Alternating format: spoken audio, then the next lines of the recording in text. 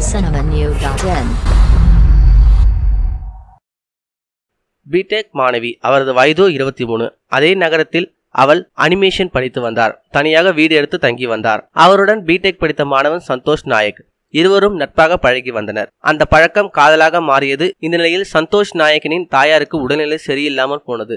அவனுடைய காதலி வீட்டுக்கே வந்து அவனது தாயாரை கவனித்துக் கொண்டாள்.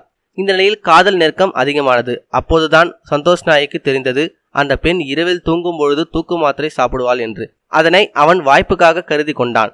அவள் தூங்கும் வரை உன் வீட்டிலேயே இருக்கிறேன் என்று கூறுவான். அவள் தூங்கிவிட்டதும் அவளை பாலியல் பலாத்காரம் செய்து இன்பம் அனுபவித்து வந்தான். இதே போல அவன் தொடர்ந்து செய்து வந்துள்ளான். காலையில் அவள் எழுந்தபொழுது அவள் ஆடைகள் கலந்திருக்கும். உடலில் சோர்வாக இருக்கும். இதை பற்றி கேட்டதுக்கு அவன் சரியான பதில் சொல்லவில்லை. இந்த நிலையில் அன்று அவள் தூக்க மாத்திரை போடாமலே படுப்பது போல படுத்துள்ளாள். அவள் தூங்கிவிட்டதாக நினைத்து அவளை நெருங்கினான். அவள் கண் விழித்து நீ இதுநாள் வரை செய்தது சரியா என்று கேட்டாள். அதற்கு அவன் மிகவும் திமிராக பேசினான். இதில் ஆத்திரமடைந்த அந்த பெண் போலீசில் புகார் செய்தாள். போலீசார் வழக்கு பதிவு செய்து சந்தோஷ் நாயக்கை கைது செய்தனர். இந்த சம்பவம் ஆந்திரா மாநிலம் விசாகப்பட்டினத்தில் நடந்தது. மேலும் இதுபோல செய்திகளுக்கு லைக் மற்றும் சப்ஸ்கிரைப் செய்யவும்.